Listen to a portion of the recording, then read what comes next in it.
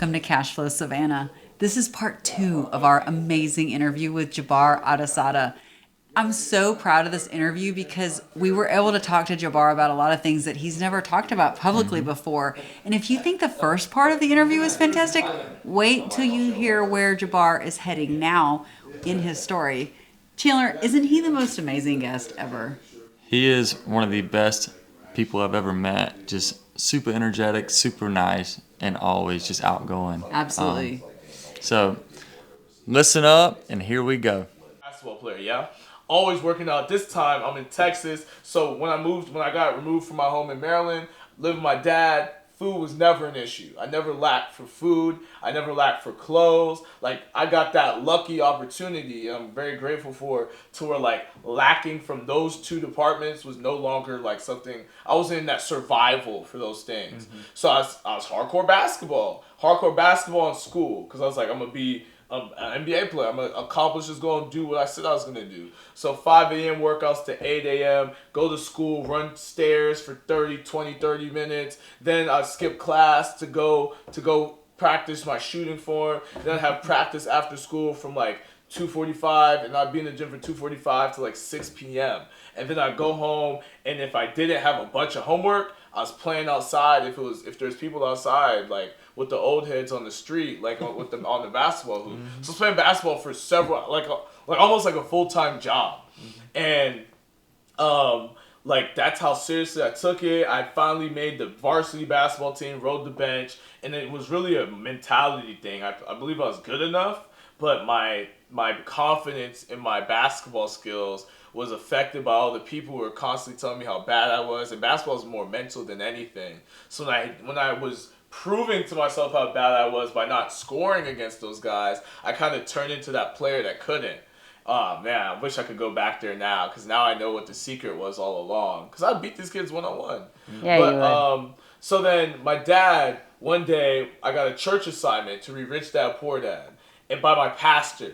And I'm Nigerian. So in the Nigerian community, being like, when the pastor tells you to do something, it's almost like God told you to do something, you know? So like, so my pastor gave me an assignment. I'm like, man, it's not about basketball. I'm not doing this crap. And so my dad, like, I remember called me into his room, fiery.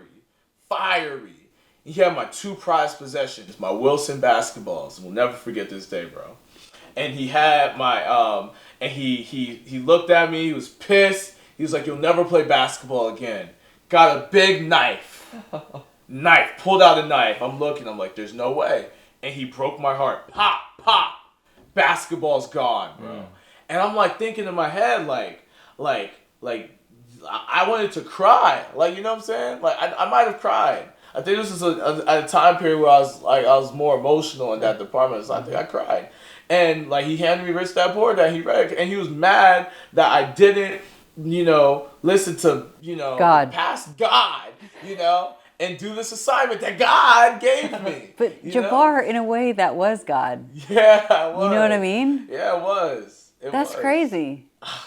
I look back at the moment, and like, my dad thinks like I hate him or something for it, but I'm grateful for being super hard on me, because I needed that at that time. Because I was still wayward. Like, I wasn't, just because like I was a struggling kid, I was also a bad kid, I was always getting in trouble and things like that.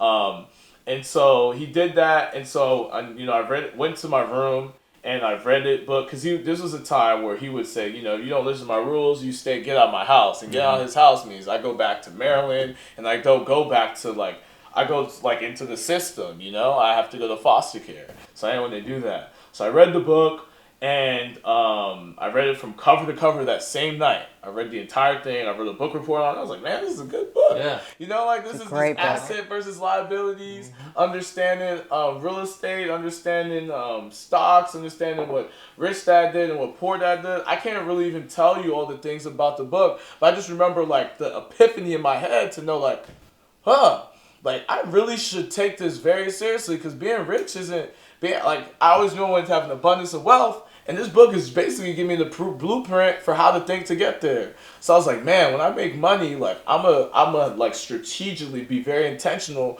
about putting my money towards assets. You know, It's great. and so when so I can have an abundance of assets, and then I'll never lack, and my family will never lack, and I can achieve this lifestyle that like my entire life I've been longing for, a big abundant lifestyle.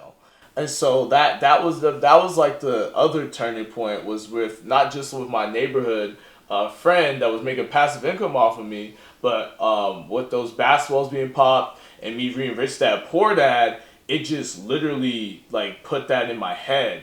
And so then I fast forward, I didn't make really any money that I didn't spend immediately on clothes to until the military. And I was still an idiot with my money a little bit then, but then like I was that your senior year of high school that you got that book, or how old were you when you got Rich Dad I was Poor Dad? 15. Oh so wow. I was Young. Like freshman or going sophomore? no. I was going to be a junior because Okay. my birthday's August 30th. Okay, So like okay. it's a weird time where like I turned 16 during the school year, like the beginning of the school year. So I was turning 16, and so entonces, sorry.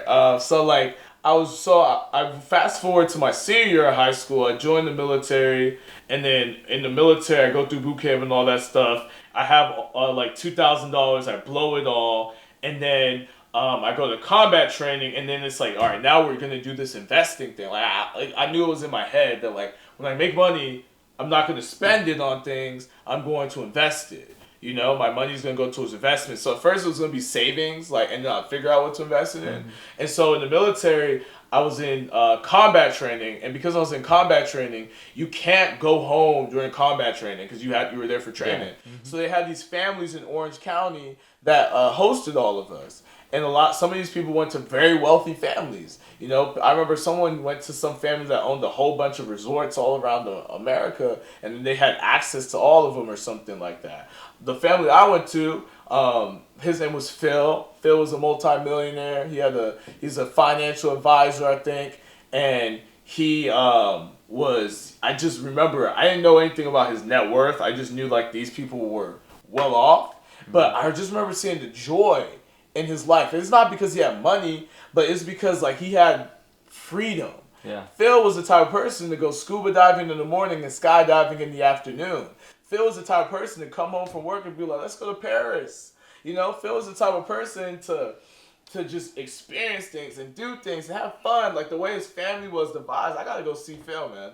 But Phil was I want to go see Phil. Yeah, Phil's amazing. I love Phil. I love Phil. Phil, I need to talk to Phil. I haven't talked to Phil in months now, since like June or July. But Phil literally like changed my life because watching him, he was like what I call the personification of financial freedom. Like it seemed like he didn't have to look at things and be like, how much does that cost to do it? Phil said, how can I? You know, so Phil was kind of like, Phil like is the my book. rich dad. Yeah. You know what I'm saying? Phil is my rich dad. So Phil, I remember I was asking him like, man, like you do this stock thing. That's something I want to learn. Like, what can I do? And he gave me 2 books. He gave me Automatic Millionaire by David Bach, and then I Will Teach You to Be Rich by Ramit Sethi. And so I never tell this part of the story. Usually I don't. But like when I read those books, I like I was like, I turned into a full on. It was like my second coming of basketball again. I was like, this is my next big thing to obsess over. So like I remember being in MCT and it's cold as I don't know what there. Like, you know, you're freezing. We would sleep outside in the field and you would wake up with frost. Like, you know how your car gets frosty? Oh, yeah. You would get frosty, like in your sleeping bag. And Phil, and so like we're shooting at night with the MVGs and whatnot, and then I'm literally sneaking off to go to the bathroom. You know, people do all sorts of crazy stuff in the bathroom. Instead of me doing all these crazy things in the bathroom, I'm there with a book in hand and a flashlight reading Automatic Millionaire by David Bach. So I read that book in there. I was in the Porta Johns. Let me tell you about the Porta Johns, guys. They're filled with poop. It's not an empty Porta John. It's a Porta John that smells. You really wanted to read that book. I really wanted to read that book, and it was warm. You Seriously. chose to spend extra time in the Porta John. I put this on everything. Like I'll tell a story because it's just like not even a thought to me. But now looking back on it, like I was really crazy about these goals, and I read this book, and it just lit like this fire in me because I was like, whoa, like being a millionaire is not this wayward thing where you get lucky. Nah, man, there's math, there's science, there's like this is the steps to do it. That book taught me there's steps to becoming a millionaire, and to me, being a millionaire was like the first step, at least, of having that financial abundance that I wanted. So reading that book is what taught it to me. And then I Will Teach You to Be Rich by Redman Sethi gave me like the mindset of how to think about money and like all the tactical stuff. That book did too, but the I Will Teach You to Be Rich taught me like, hey, like you can automate your road to success. So that's when I started saving 90% of my money and putting as much money as I could towards investments because I was like, I don't need to be happy and live a rich life now. Let me suffer because I don't really like the military like that. I already knew that. So like, if I'm gonna be unhappy being in the military, let me be unhappy in all areas of life while I still have to. Yeah. That was my mentality. If my life is gonna suck, let me let it really suck. Mm-hmm. You know, so I try to live like that for as long as I could. Well, Andy, going back, you said it couldn't get any worse. Yeah. So it probably didn't suck as bad as middle school was. Hell so, no. You know? Yeah. You'd already seen the worst. That was, you were fed. Yeah. Clothes. You know, clothes. I had my clothes from high school. I bought a bunch of them. You know? And then I think I spent like $100 on clothes one time from Fashion Nova. Like got a bunch of pieces at a sale. But I was obsessive, man. I was obsessive.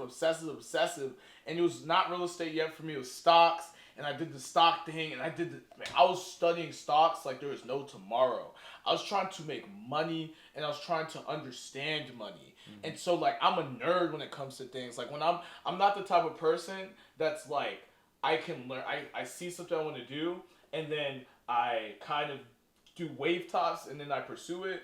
I'm the type of person that I must pursue it. Don't get me wrong. I will put a deadline on myself to pursue it, but I'm going to obsess over every intricate detail that I can about that thing so that I can be a master of it. Like I always like believe in mastery. Yeah. So I was just trying to do that with stocks, and then eventually that worked out for me a little bit, and then I started getting into real estate. Eventually, like learning about real estate. What pivoted you from stocks into real estate? I started learning a lot more about stocks. Learning about stocks, I was like, man, this does not seem like a very viable plan. Because I was seeing people, because like I had this goal, right, of becoming a millionaire by like 34 because I had done the math. And I was like, from my current level of income and my current savings rate and my projected income that I think I want to make in the military, maybe so, maybe not, probably more though.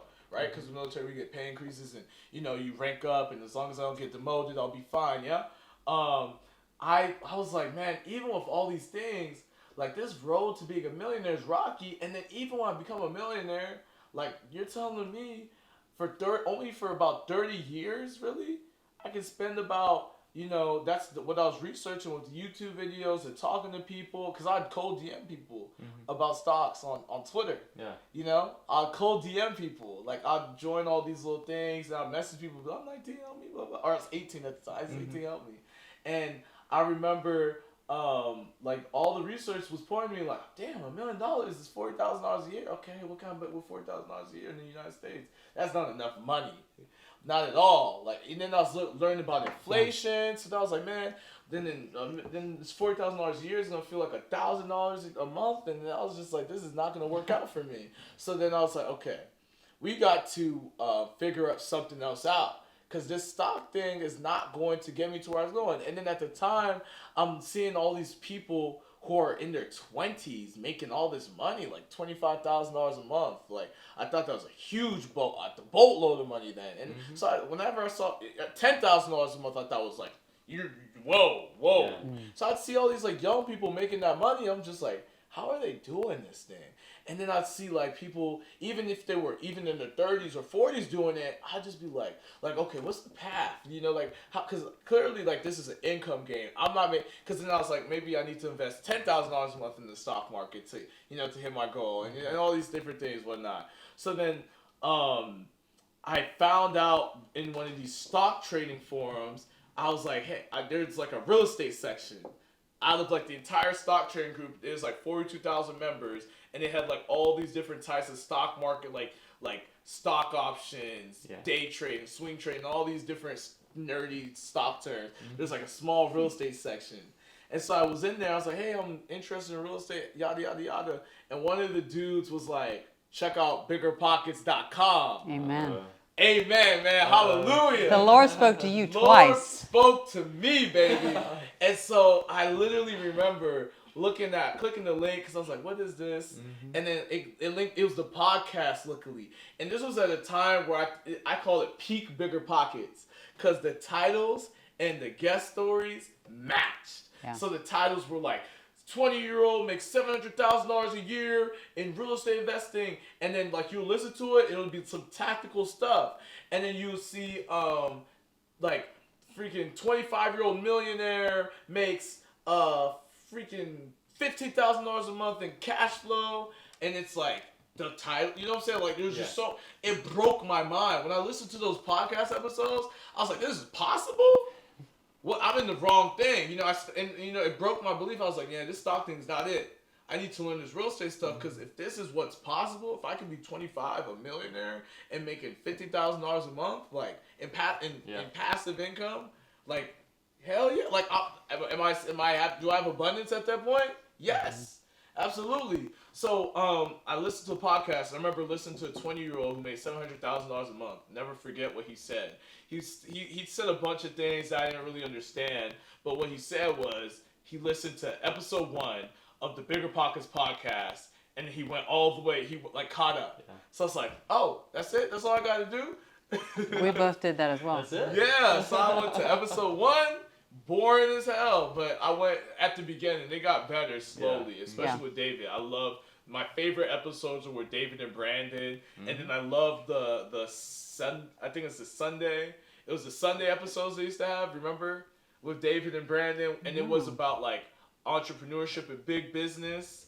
They had like a segment like that. Anyways, that was peak Bigger Pockets for me. But I listened to all those episodes, man, and I learned so much. Like, because it not only taught me, like, about real estate and fundamentals and how to think like an investor and talk like an investor and walk like an investor and different strategies and plans, but it taught me how to think, like, how to think about business, how to think about investing, how to, like just the thought of, like, problem solving, critical thinking, considerations, because seeing so many people talk about it over and over and over and over and over again of like, when this obstacle came in my way, this is how I handled it. When this obstacle came in my way, this is how I handled it. Seeing those things literally created like this, I believe what really gave me my greatest superpower, which is like just I will problem solve my way through anything, because it's like there's a formula to every single equation. And so, like, if you're getting the incorrect answer, which is a problem on your equation, then you just need to figure out the right formula. And then bada boom, bada bam. You know, that's real estate for you. So, like, I learned so much, all the books and all the knowledge. Like, I never did the guru course, paid $50,000, paid $20,000, none of that. Like, I'm not crap on people who do. Like, I've seen those things be very useful to some people. But my thing was, like, you know, Bigger Pockets University, and I went through it. I've seen your bookshelf. You have books, and you've read them all multiple times. Multiple times. So one of the biggest things I admire about you, Jabbar, and I've admired you for this for many years, is you're a deal analysis beast. Like, you aren't just talk. You aren't just read a book. You, for years, have looked at multiple properties a day, run numbers on multiple properties a day. Yeah. And you know your stuff cold. Like, I really respect your deal analysis. Where did you learn to do that? Because I listened to all the same episodes as you. I did stop listening several years ago, but I never once heard him say, I find the property on Zillow, I put the sales price in this column, and then I do this in this column. I've never heard anyone on any of those shows actually say that. And you're such a beast, and I know how educated you are, but yet I've never seen actual education on deal analysis. So where did you learn to really analyze deals? Because you really pushed yourself to analyze deals hundreds a day.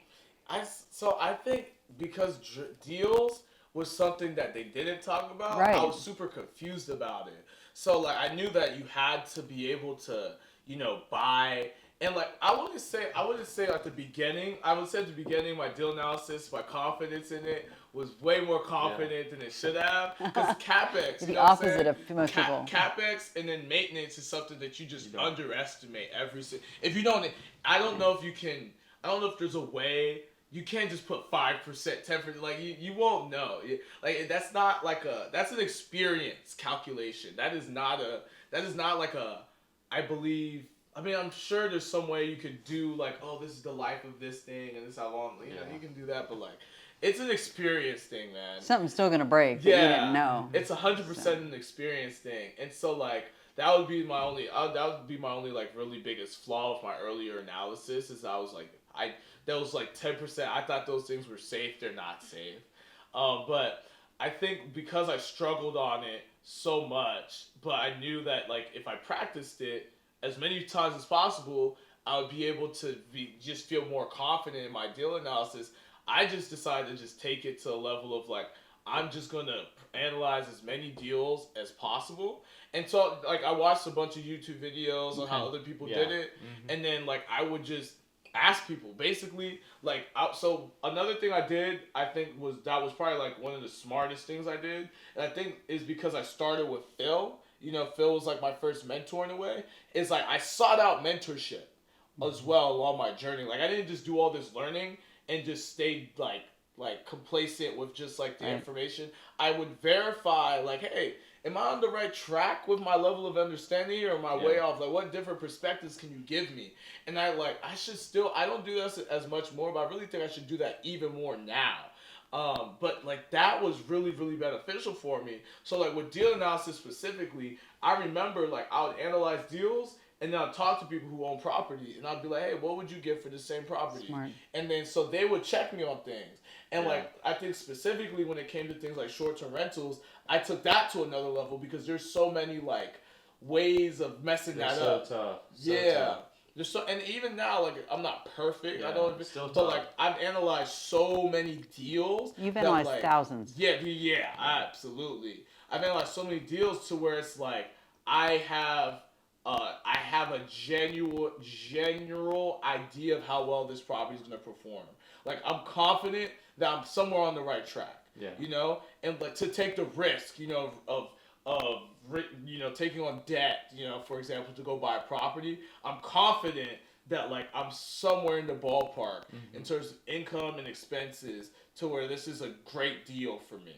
And so like my very first deal, I think actually gave me the biggest confidence because I was analyzing all these deals, but it's not gonna, you're never going to know until like you experience it. And that very first deal, when I had my numbers and the way I thought about it and analyzed it and put it together, it was just so, it just proved to me I was right.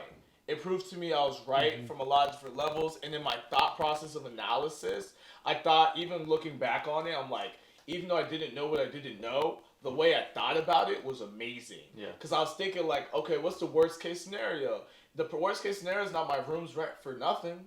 My rooms will rent for something. So it's realistically my worst case scenario.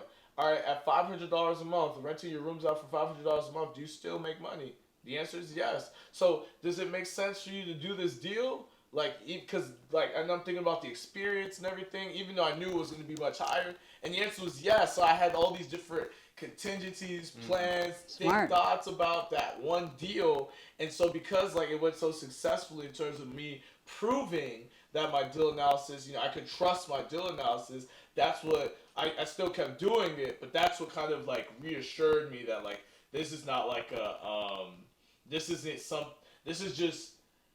that's important, but this is just like you just put in practice. Like the practice I was putting in was working.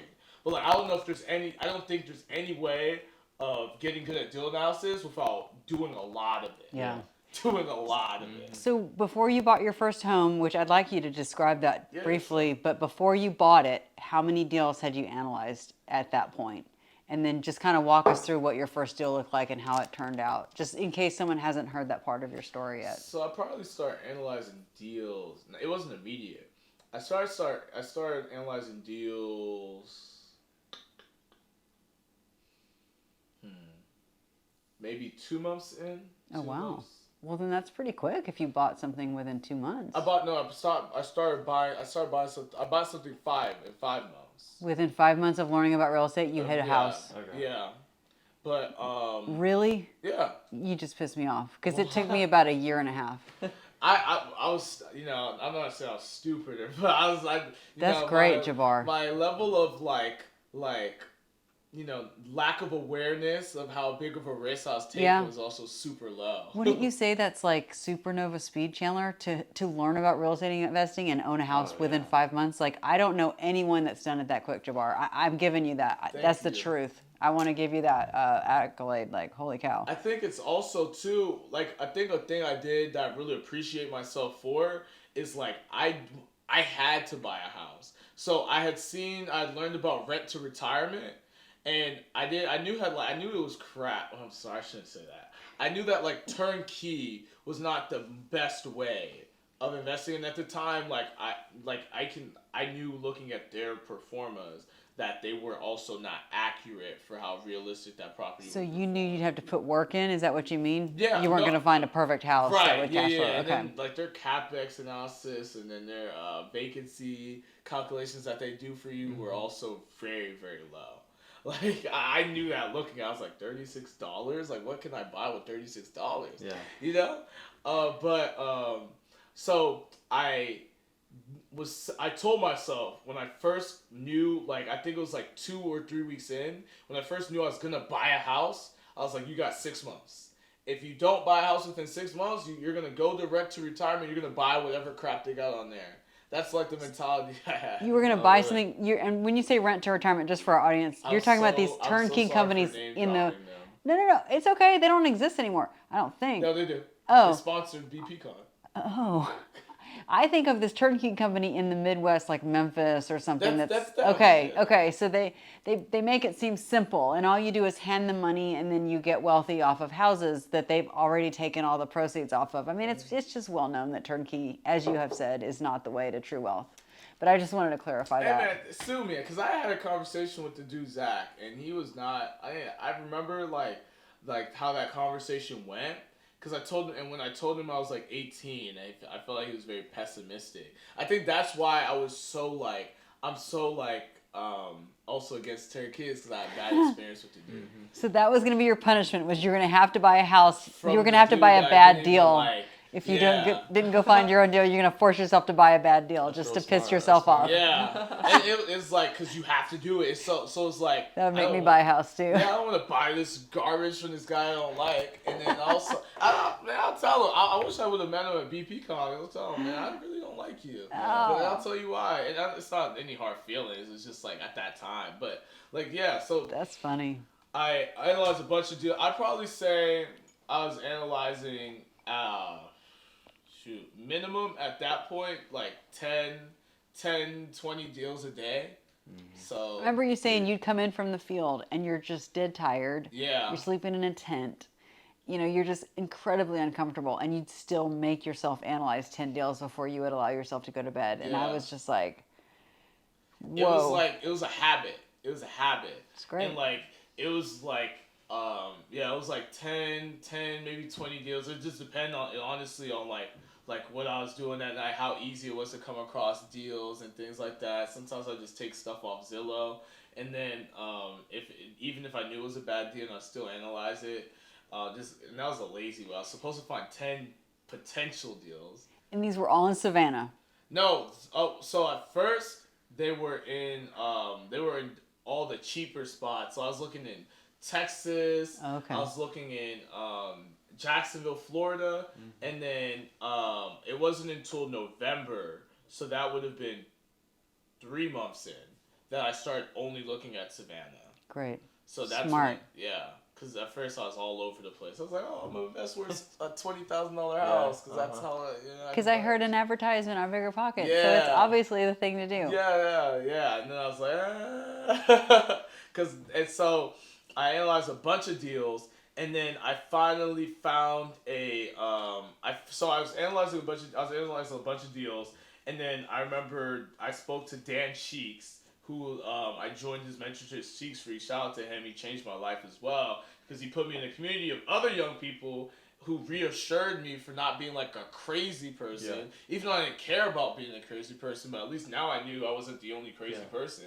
And so I was in his group, but I had a call with him, and he talked to me about this like guy named Craig Kurloff who had become a millionaire in like 4 years or something like that by house hacking. I was like, what's that? And he's like, you buy a house with low money down, you live in it, and then you rent out the other spaces, and then you do that every year, and eventually you'll become rich like Craig. Mm-hmm. So that's all I need to know. He told me Craig had a book, and then I listened to Craig's podcast. I was learning like, whoa.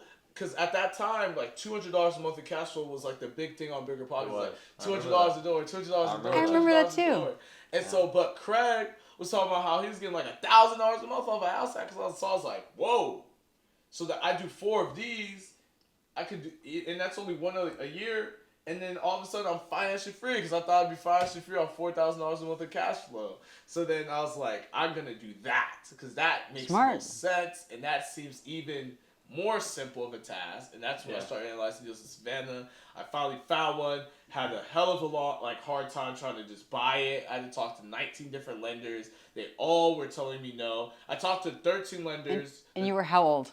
I was 19. 19 years old, trying to buy a 5-bedroom house. Yeah. In the Savannah, Georgia area. Yeah. And you did it. And I did it, but it was hard, and I kept getting told no. And that's when I learned, and I have this as perspective now. Real estate professionals don't always know what they're talking about. Yeah. So I literally was learning, and still now I get really upset at lenders because sometimes I'm like, why do I know this and you don't know this? But I started reading the guidelines for myself. I started reading FHA guidelines, VA guidelines, conventional loan guidelines, from the publisher, and these guys aren't doing that for some reason. Yeah. It's crazy. These guys are selling mortgages and can't even tell you some of their own guidelines for mortgages that they're selling.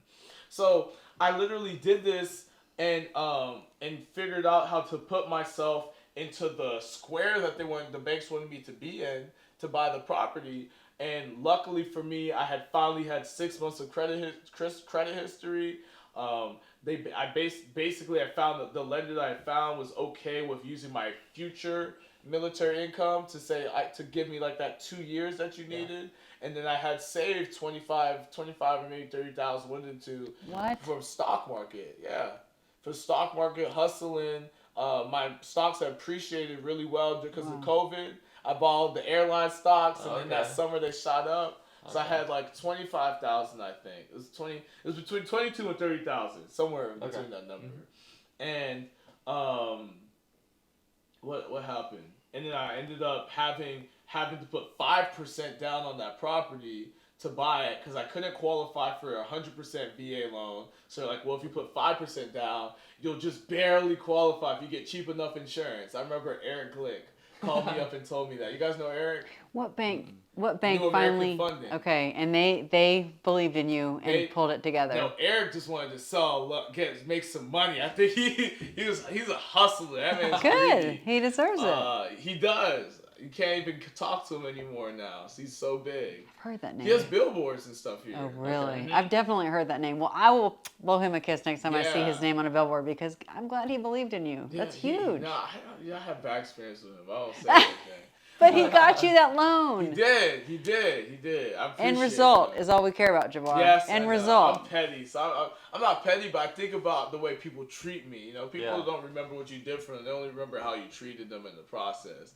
So he said, if you get really, really cheap insurance, and then Matt Hall, my insurance broker now, he did me a favor and made my insurance policy extra cheap so I could qualify. Oh. He made $70. There's no way that he called it a new house. I shouldn't name drop him and say what he did. But he got me really cheap insurance, and then I was able to qualify for the loan. I owned that property. It was a 5-bed, 4-bathroom in the Savannah, Georgia area. And it was my first property. I was a homeowner. I wasn't a real estate investor. And so now I had the property, but I had to get tenants. I had to get roommates. Quick. And then I got called away to go halfway across the country.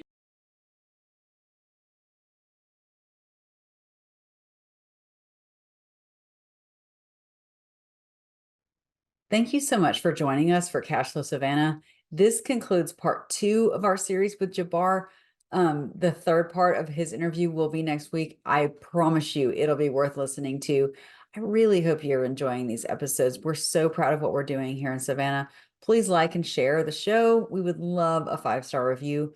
And any comments that you have, please share them below. It means a lot. And thank you so much for tuning in.